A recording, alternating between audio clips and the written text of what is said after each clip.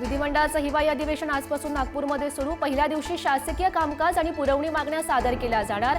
शेतकऱ्यांच्या प्रश्नांवर अधिवेशन गाजण्याची शक्यता।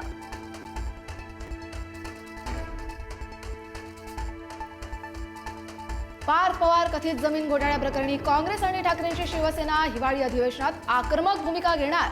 मात्र शरद पवारांच्या पक्षाची भूमिका अजूनही अस्पष्ट। विरोधकांमध्ये एकी नसल्याची माहिती।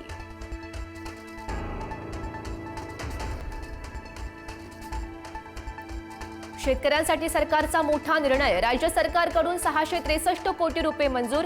पूरग्रस्त शेतकऱ्यांच्या मदतीसाठी उर्वरित रकमेचा प्रस्ताव मंजूर।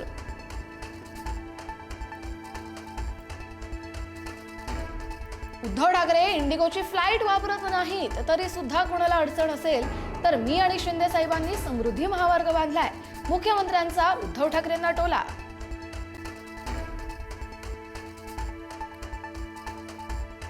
अंजली दमानिया यांच्याकडून सूरज चव्हाण यांच्या विरोधात मानहानीचा दावा। चव्हाणांनी पत्रकार परिषदेतून अनेक चुकीची वक्तव्ये केल्याचा दमानियांचा आरोप। आज सुनावणी पार पडणार।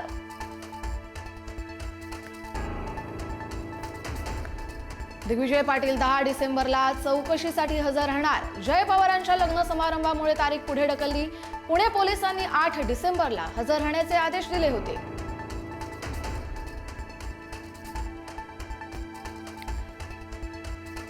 चौकशीसाठी बोलवलेल्या महिलेवर हवालदाराकडून अत्याचार। पालघर जिल्ह्याच्या कासा पोलीस ठाण्यातील घटना।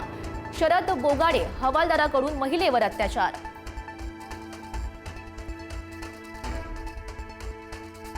पुण्यातील मुंढवा जमीन गैरव्यवहार प्रकरणी पुणे पोलिसांकडून सब रजिस्ट्रार रवींद्र तारू याला अटक। मुंढवा जमीन गैरव्यवहार प्रकरणातील अटकेची दुसरी कारवाई।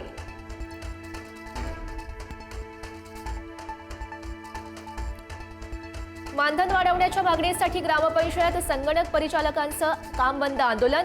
1 डिसेंबर पासून सर्व संगणकीय कामं ठप्प। 15 डिसेंबर रोजी संगणक परिचारक हिवाळी अधिवेशनावर मोर्चा काढण्याची शक्यता।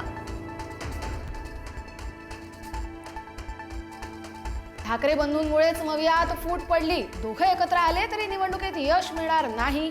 ठाकरे बंधूंच्या एकत्र येण्यावर केंद्रीय मंत्री रामदास आठवले यांची टीका।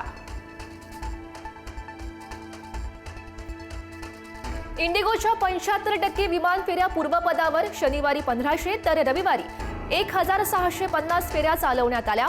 10 डिसेंबर पासून इंडिगोचं वेळापत्रक पूर्ववत होणार।